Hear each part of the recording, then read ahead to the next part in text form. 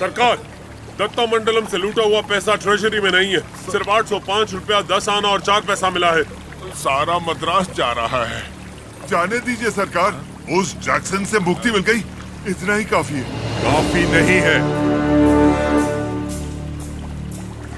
सिर्फ उसकी मौत काफी नहीं है, हमें हमारी संपदा भी वापस चाहिए। वो हमारा धन है, हमारा स्वाभिमान है। एक घास का तिनका भी हमारी जमीन से नहीं जाना चाहिए। Soldiers, on the alert!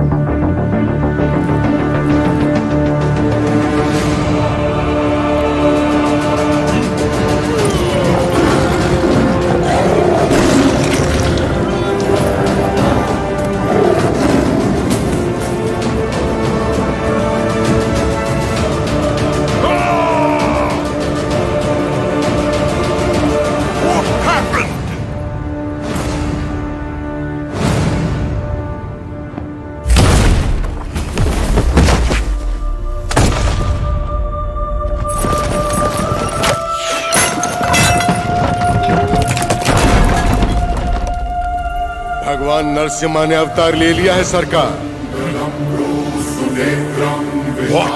जो कहानी आपको मनगढ़ंत लगती थी वो अब सच हो गई। कभी हिरण्यकश्यप नाम का एक राक्षस हुआ करता था जो अपने आप को अमर मानता था। उसे मारने के लिए भगवान नरसिम्हा खंबा चीर के प्रकट हुए। उसकी मृत्यु ना घर में हुई, ना बाहर, ना दिन में, ना रात में, ना धरती पर, ना आकाश में। संहार हुआ उसका। वो अवतार संहार से खत्म हुआ, ये अवतार संहार से शुरू हुआ है सरकार। Bullshit! ये अवतार जिसने एक महासाम्राज्य को ललकारा है, उसका अंजाम इतिहास में लिखा जाएगा। Soldiers! For the Queen, Crown, and the country! त्रिपुण्यापकं ब्रह्मवेदस्वरूपं निजं निर्गुणं निर्विकल्पं निरीहं चिदाकाशमाकाशवासं भजेऽहम्।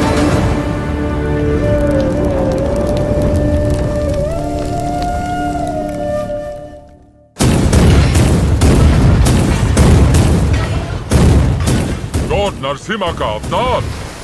No, label him a dacoit. उसने सारे के सारे ब्रिटिश साम्राज्य के खजाने लूट लिए। वो देवता नहीं, एक डाकू है।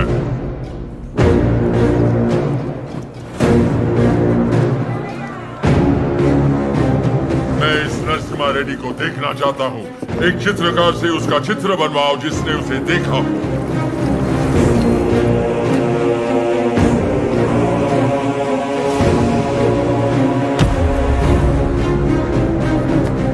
ये लेटर लंदन पहुंचने से पहले मैं उसे मरा देखना चाहता हूँ।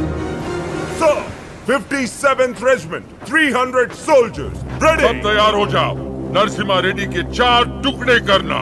3 टुकड़े दत्ता मंडलम के गांव में फेंक दो और चौथा उसका सर मेरे पास ले आना। Soldiers, advance!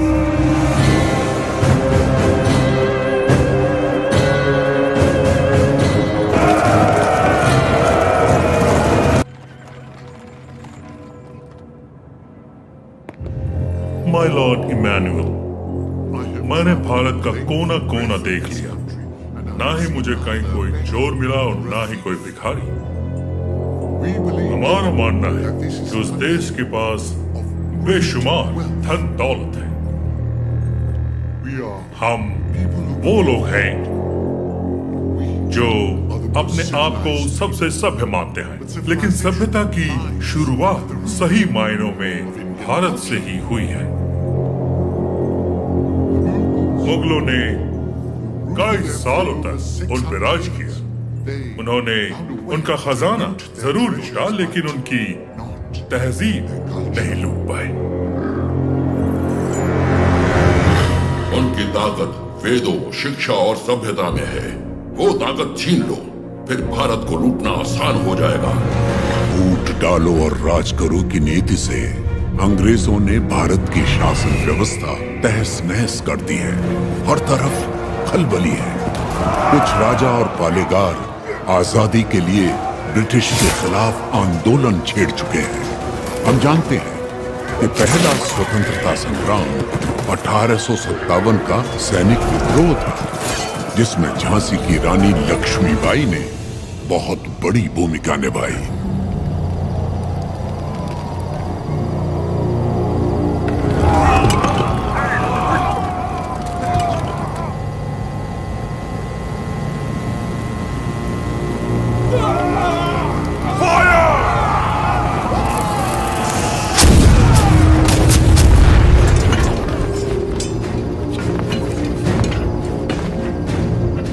महारानी झांसी के नेतृत्व में स्वतंत्रता की ये लड़ाई शुरू हुए 3 महीने हो गए। 20,000 योद्धा हमारे साथ मैदान में उतरे और अब सिर्फ हम 100 योद्धा ही बचे। कल अगर हम रणभूमि में उतरे तो फिर हम 100 भी नहीं बचेंगे। ये स्वतंत्रता संग्राम हमने शुरू किया था और हम ही इसे खत्म करेंगे।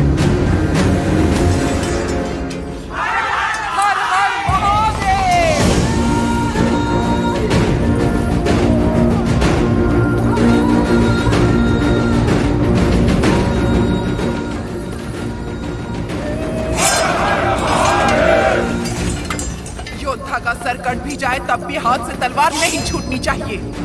युद्ध में प्राण देने वाला शिव के समान है सेनापति। इस लड़ाई को रोकने का हक आपको किसने दिया? इस महासंग्राम को ना तो मैंने शुरू किया और ना ही आप लोगों ने। आप लोग लड़ने से डर रहे हैं क्योंकि सिर्फ 100 बचे हैं। इस युद्ध का पहला बिगुल 10 साल पहले फूंकने वाला था एक अकेला वीर।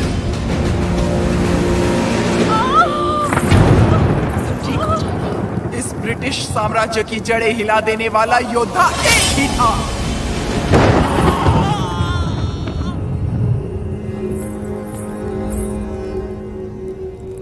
बेटा हुआ है लेकिन मरा हुआ।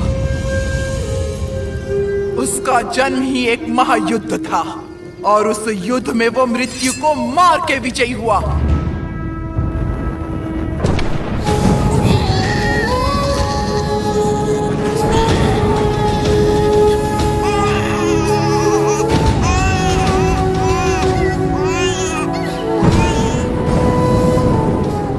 वो मृत्यु को हरा कर पैदा हुआ है, अब मृत्यु से छू भी नहीं सकती। वो एक योगी था, एक महायोद्धा था, स्वातंत्र की पहली अलख जगाने वाला रेनाडू का सूर्या।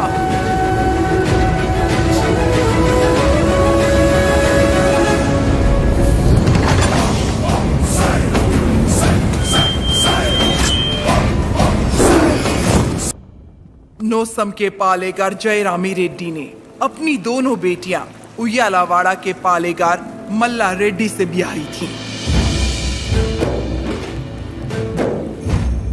बड़ी बेटी ने 2 पुत्रों को जन्म दिया और छोटी ने एक को, जिसने सिर्फ 6 बरस की उम्र में दिखा दिया कि वो कोई साधारण बालक नहीं है। उन दिनों सीमा में भीषण अकाल पड़ा था। वर्षा के लिए यज्ञ करना था। यज्ञ में मज्जारी के किसी वंशज को जगन्नाथ पर्वत पे दीप प्रज्वलित करना था। इस विधान के लिए नरसिम्हा रेड्डी को चुना गया। हर कार्तिक पूर्णिमा को नरसिम्हा रेड्डी के हाथों दीप प्रज्वलन किया जाता। आसपास के सैकड़ों गांवों के लोगों का मानना था कि ये दिया एक उज्जवल भविष्य का संकेत है। नरसिम्हा रेड्डी को उनके नाना ने गोद ले लिया क्योंकि उनके पास नोस्तम किले का उत्तराधिकारी नहीं था।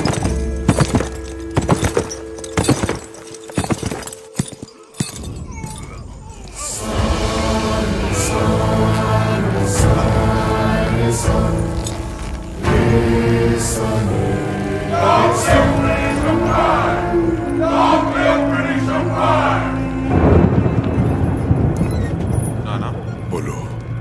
आप जानते हो वो लोग क्यों मारे गए? ये ब्रिटिश राज है बेटा।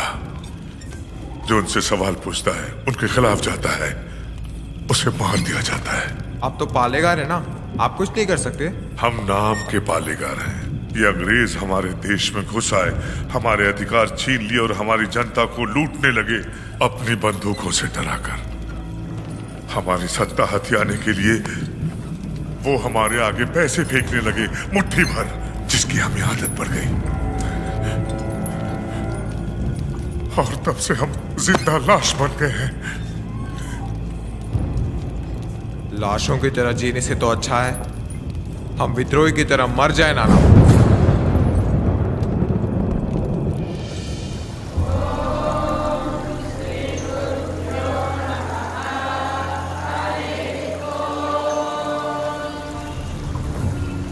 सुना है आपने पूरे देश का भ्रमण किया है? हाँ। क्या सारे देश में गोरे लोग हमारे लोगों को इसी तरह मार रहे हैं? हाँ, मार रहे हैं। तो हमें भी उन्हें मार देना चाहिए ना? नरसिम्हा, तो मुझे आशीर्वाद दीजिए बेटा। मैं मारूंगा उनको। तुम अकेले कितने अंग्रेजों को मारोगे? 10 को तो खत्म कर ही सकता हूँ। हजारों की सेना है उनकी, वो मार देंगे तुम्हें। तो मर जाऊंगा। मारना मरना महत्व नहीं, महत्व है जीत। जीत के लिए तुम्हें युद्ध करना होगा। युद्ध करने के लिए तुम्हारे लोगों का साथ आवश्यक है।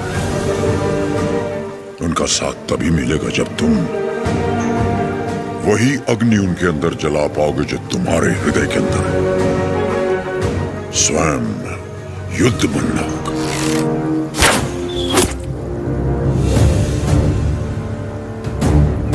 तुम्हारा शस्त्र ये नहीं, तुम्हारा शस्त्र है ये।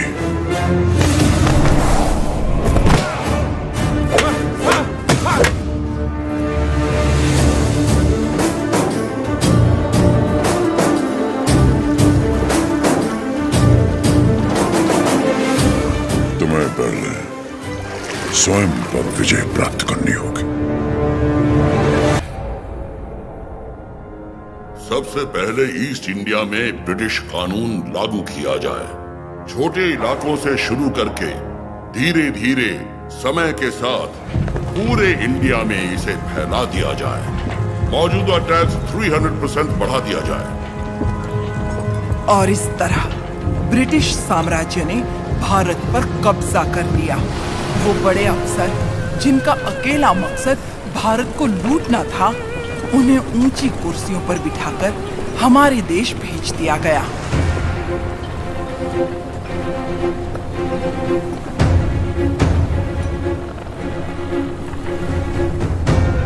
शैतानों की सेना का नुमाइंदा कॉकरेन दक्षिण भारत की तरफ बढ़ने लगा, जिसे भारतीय उपमहाद्वीप की रीढ़ की हड्डी कहा जाता है। लेकिन उसे वीर भूमि रेनाडू के बारे में क्या पता था? वो कहाँ जानता था कि रेनाडू का सूर्य अंधकार की छाती चीरकर उदय हो चुका है। रेनाडू की धरती 61 छोटे छोटे राज्यों में बटी हुई है। इन राज्यों के सामंत पालेगार कहलाते हैं। ब्रिटिश इन पालेगारों से उनकी सत्ता और एकता दोनों छीन चुके हैं। लेकिन अवुकु राज्य के पालेगार अवुकु राजू, माइदुकुरु के पालेगार वीरा रेड्डी और कर्नूल के पापा खान उन 61 पालेगारों में से हैं जो आज भी स्वतंत्र शासन कर रहे हैं। नरसिम्हा रेड्डी ने इन सबको एकजुट करने के लिए एक महोत्सव का आयोजन किया।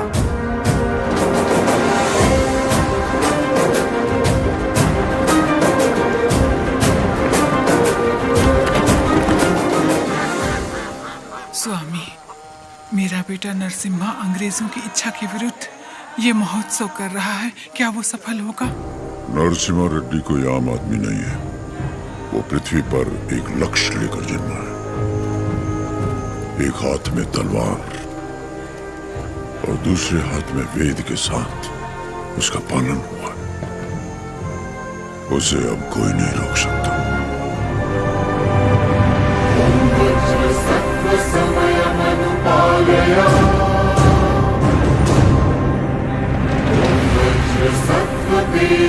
प्रतिष्ठिता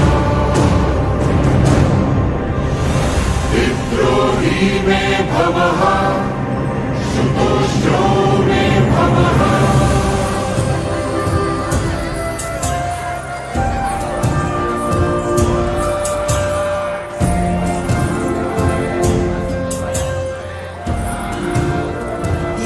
तुम्हारे नृत्य का भी समय हो रहा है, जल्दी करना।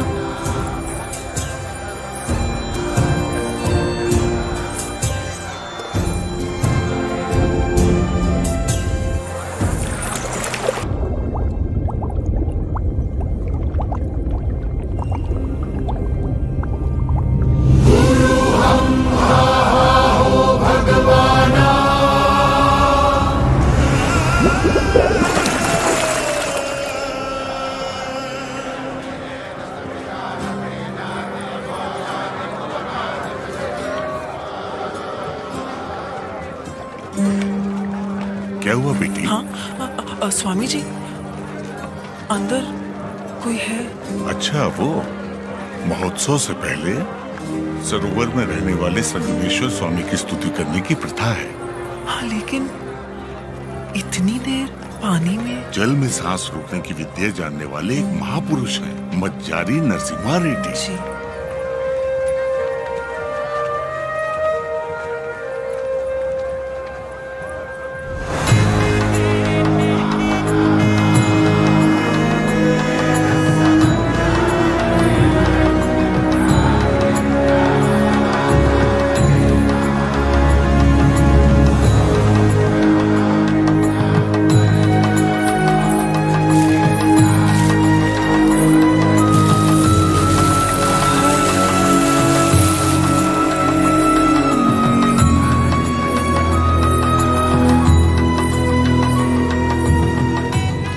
कई सालों बाद तुम्हारे लाए हुए वस्त्रों से भगवान का फिर श्रृंगार हो रहा है बाबा खान। ये हमारे भाई नरसिम्हा रेड्डी की महिमा है कि अंग्रेजों का बंद करवाया हुआ ये उत्सव फिर से शुरू हो गया। या अल्लाह, इस जश्न को किसी की नजर न लगे, सब मिलकर दुआ करो।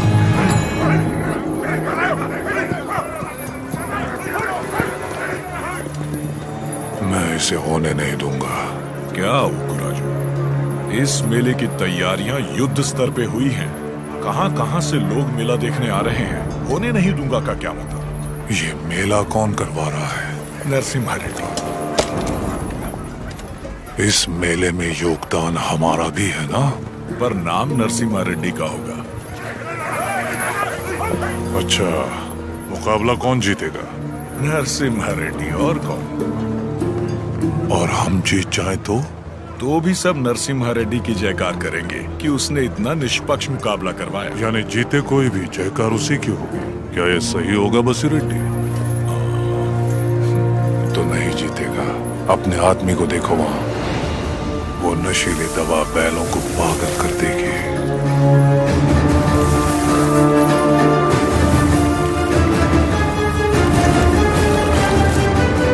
नरसिम्हा रेड्डी हो या फिर भगवान नरसिम्हा ही क्यों ना हो, ये मुकाबला कोई नहीं करवा सकता। बुली रेड्डी, दवा और ज्यादा मिला दो। ये मुकाबला क्या महोत्सव ही नहीं होना चाहिए।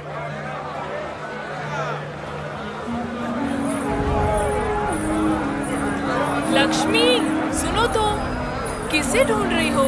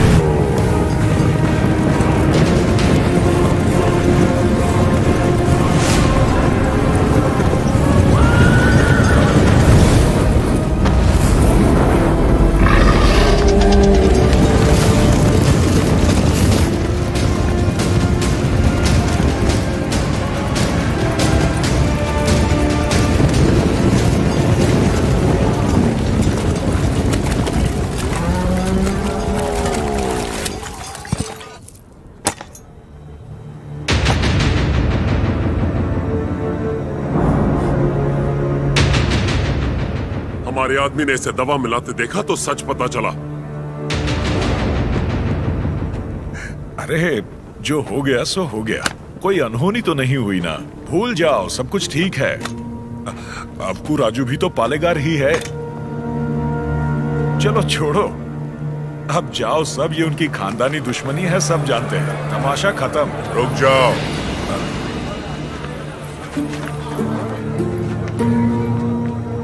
यहाँ वो अकेला पालेगार नहीं है, कुल मिलाकर हम 61 पालेगार हैं। यहाँ पूरी की पूरी प्रजा भी मौजूद है। यह उत्सव सबका है बसी रेड्डी। राजा हो या प्रजा, न्याय सबके लिए बराबर है। अवकू राजू को क्षमा मांगनी ही पड़ेगी।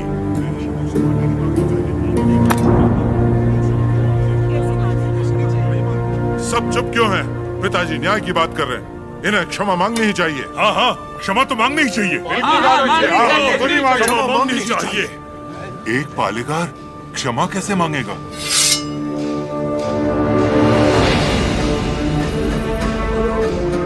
अपना सर काट दूंगा, लेकिन क्षमा नहीं मांगूंगा। अवकू राजू। पापा खान, माना कि अवकू राजू ने अपराध किया है, लेकिन ये पालेगार हैं 70 गांव के। ये तो सब जानते ही हैं कि इन्हें मुझसे नफरत है, और यही नफरत इस अपराध का कारण भी है। लेकिन ये अपनी प्रजा से प्रेम करते हैं, और प्रजा पर इनके कई उपकार भी हैं, तो उनकी खातिर इन्हें हम क्षमा कर देते हैं।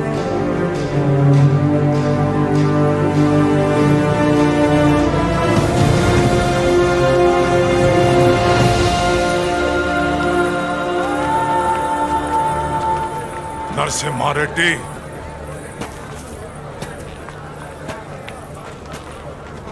तुम मुझ में अच्छाइयां देखते हो, ये मुझे अच्छा नहीं लगता। ये मेरी ईर्ष्या नहीं, मेरा स्वाभिमान है नरसिम्हा रेड्डी। मेरा भी दिन आएगा नरसिम्हा रेड्डी। उस दिन सर झुकाकर तुम मुझसे क्षमा मांगोगे, और मैं सर उठाकर तुम्हें क्षमा कर दूंगा।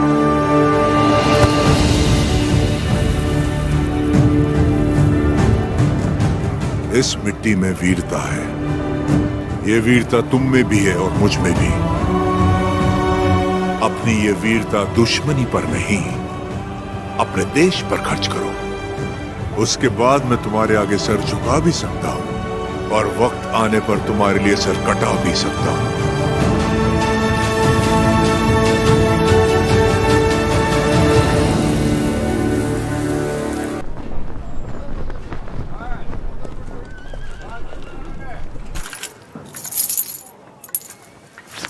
क्यों रे, तेरा नरसिम्हा रेड्डी अंग्रेजों के खिलाफ बगावत करेगा?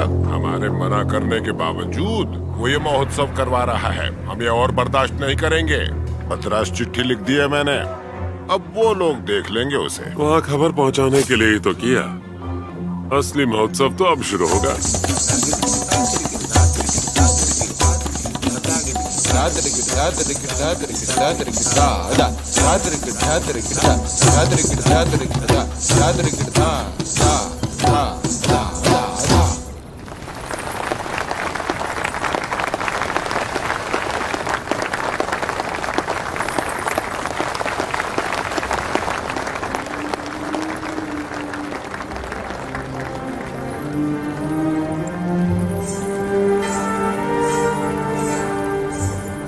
अद्भुत।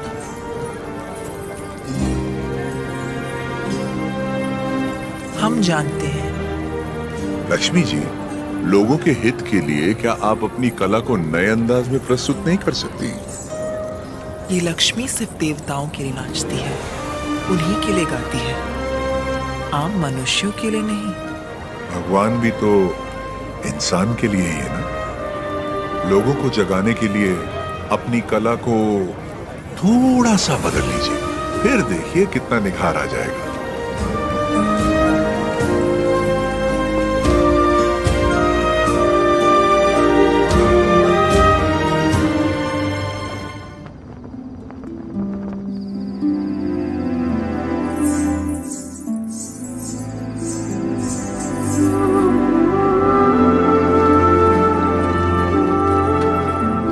क्या हुआ? उनके बारे में सोच रही है? पता नहीं, डरती हूँ मैं कहीं उनकी बातों में खो न जाऊं।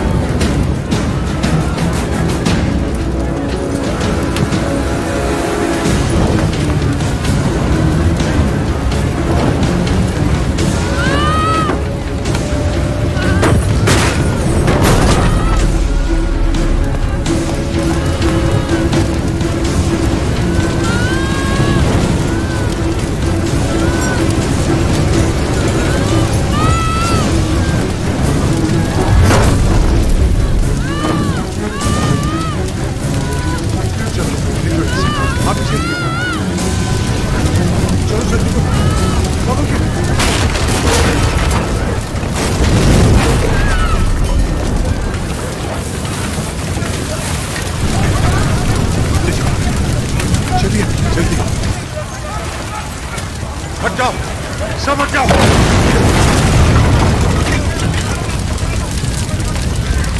किसी ने जानबूझकर ये आग लगाई। कौन है वो नीच?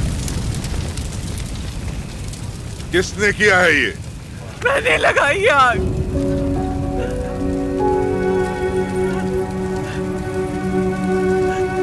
मैंने लगाई।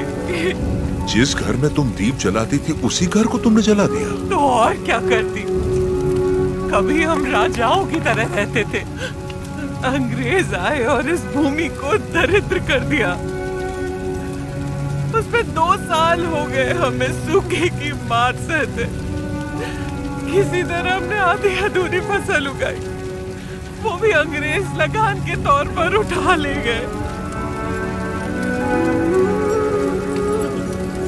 अब तक तो मैं किसी तरह बच्चों का पेट पालती रही, लेकिन अब मेरा बेटा चोरी पे उतर आया है।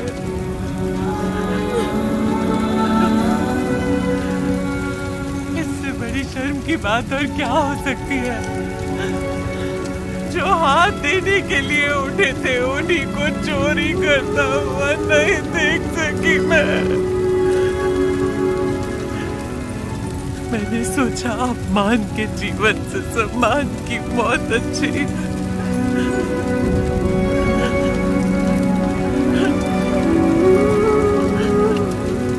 क्या हुआ बेटा, तुम्हें भूख लगी थी? माँ हमें खिलाती और खुद भूखी रहती। मैंने पड़ोसी के घर में खाना देखा तो माँ के लिए ले आया। क्या ये पाप है?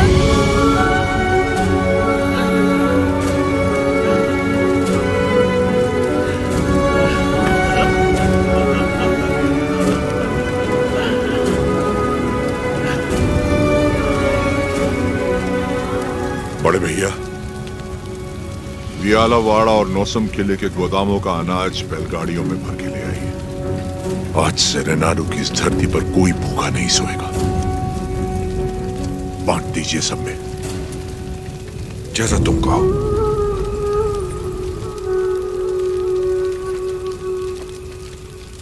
चोरी करना पाप होता है बेटा। चोरी मतलब? जो चीज हमारी नहीं उसे हाथ लगाना चोरी है। और हमारी हो तो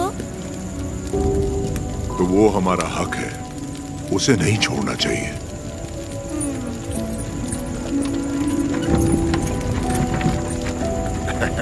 रेड्डी जी, आपने मुझे बुलवाया? मैंने इस महीने की पेंशन भेज दी है। राघवाचारी, जब तक अच्छी फसल होती रही, ये लोग तुम्हें समय पर लगान दे रहे थे या नहीं? बिल्कुल दे रहे थे सरकार। तो जाकर अपने मालिकों से कह दो, सूखे में लगान नहीं मिलेगा। क्या कहा? ये कहा कि अगले साल भी लगान नहीं मिलेगा। मैं समझा नहीं। ना माने तो हम उनकी हड्डियों का हल बनाकर अपने खेत जोतेंगे और दुगना लगान चुका देंगे। आफत आ गई तो आने दो, मुझे उसी दिन का इंतजार है।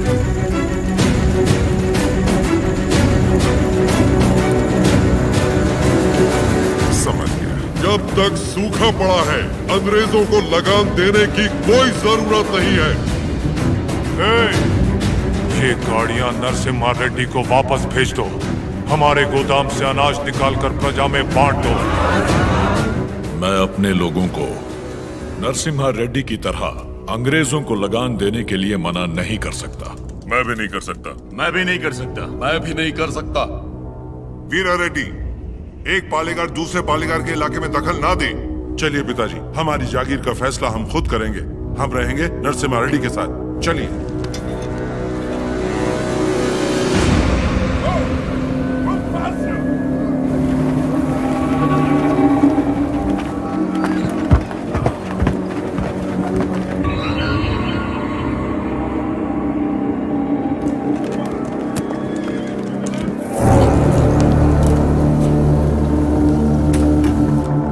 मद्रास प्रेसिडेंसी एक साल में जितना टैक्स भरती है उसमें पूरा लंदन 25 साल तक बैठ के खा सकता है।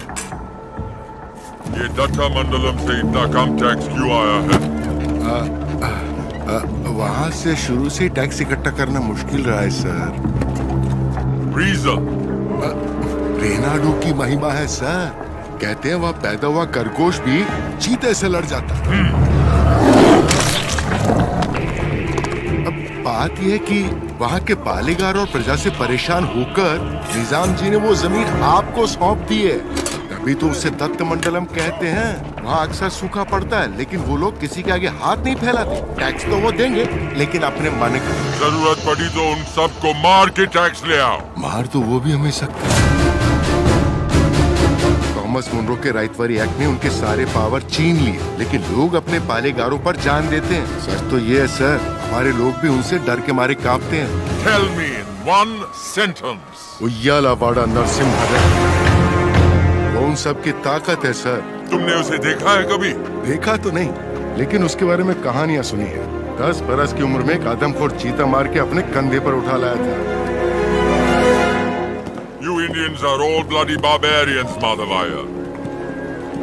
सुनी सुनाए बातों पर भरोसा कर लेते हो। उस एरिया को कलेक्टर नहीं बल्कि चाहिए एक हंटर।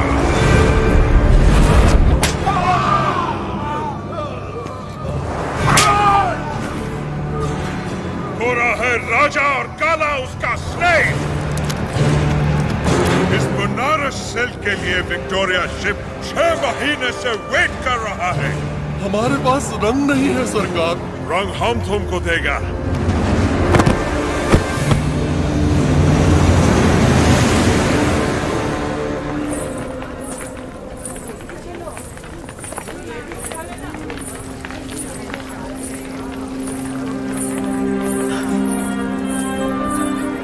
ये ब्याह नहीं त्योहार है, हिंदू मुसलमानों के बीच प्रेम का त्योहार।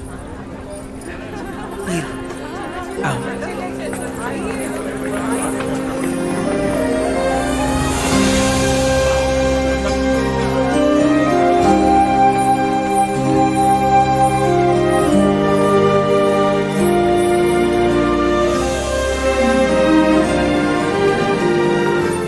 अगर मुझे पता होता आप आ रहे हैं, मैं यहाँ कभी नहीं आती। और मैं यहाँ सिर्फ इसलिए आया क्योंकि तुम यहाँ आने वाली थी, ताकि अपने मन की बात बता सकूं। मेरे माँ बाबा बचपन में ही गुजर गए थे। मेरे अपने सब मुझसे दूर हो गए। मैं जिस किसी को भी चाहती हूँ उसे खो देती हूँ, हमेशा। इसीलिए मैं देवता की शरण में आ गई और अपनी कला से उनकी पूजा करने लगी। मैंने देखा है आपको, बहुत महान व्यक्ति हैं आप। मेरे पास मत आइए वरना आपको भी खो दूंगी। तुम मुझसे दूर भी चली जाओ, फिर भी मेरा प्रेम तुम्हारे साथ रहेगा। बोलो, जैसे भागमती के नाम पर यह भाग्यनगर बना है, वैसे ही तुम्हारे लिए वीर वेंकट महालक्ष्मी के नाम का एक नया नगर बसा दूं। बताओ लक्ष्मी, बोलो। लक्ष्मी नाम के आगे नरसिम्हा जोड़ दीजिए बस।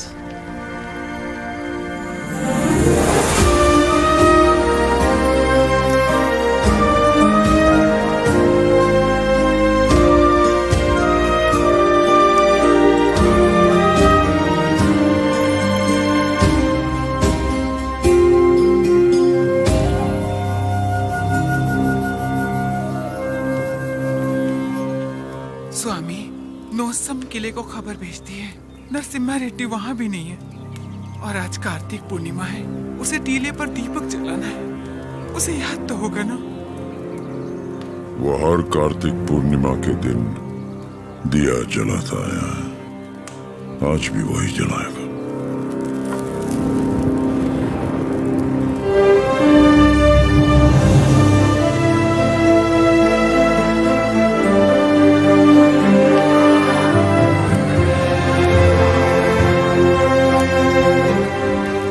नरसिम्हा रेड्डी को सत्य बताने का समय आ गया। कल यज्ञ की तैयारी कीजिए।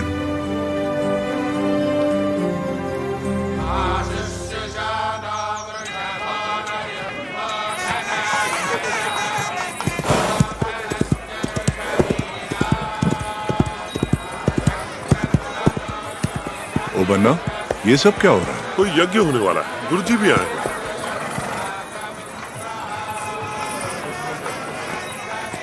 प्रणाम गुरुदेव। आयुष्मान भव। सीमा में अकाल पड़ा है, वर्षा के लिए यज्ञ करना होगा। चलो, जैसी आपकी आज्ञा। तैयार हो जाओ। नरसिम्हा जी माँ। ये वस्त्र पहन लो। ठीक है माँ। बोल ना, आप बोलिए ना। नहीं नहीं तू बोल। मैं माँ, हाँ, कुंवारे पुरुषों को तो यज्ञ नहीं करना चाहिए ना, तो फिर मैं कैसे? तुम्हारा विवाह बचपन में हो चुका है, सिद्धमा के साथ हो चुका है नरसिम्हा।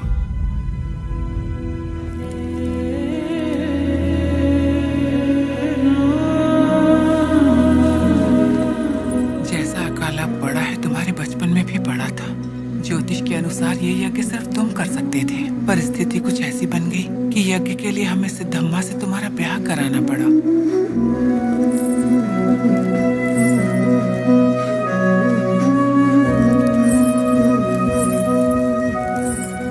यज्ञ की खातिर हमने ये सब कर तो दिया, फिर पता चला तुम्हारी कुंडली में दोष है। तुम और तुम्हारी पत्नी 24 वर्षों तक एक दूसरे को देख नहीं सकते थे, वरना तुम्हारे प्राण संकट में आ जाते। तो हमें तुम दोनों को अलग करना पड़ा। दोबारा यज्ञ की घड़ी आते ही तुम्हारा दोष समाप्त हो गया। सिद्धमा के साथ तुम्हारा विवाह देवताओं का निर्णय है। आगे बढ़ो। लोगों के अश्रु मिटाने के लिए सिद्धमा के साथ यज्ञ करो।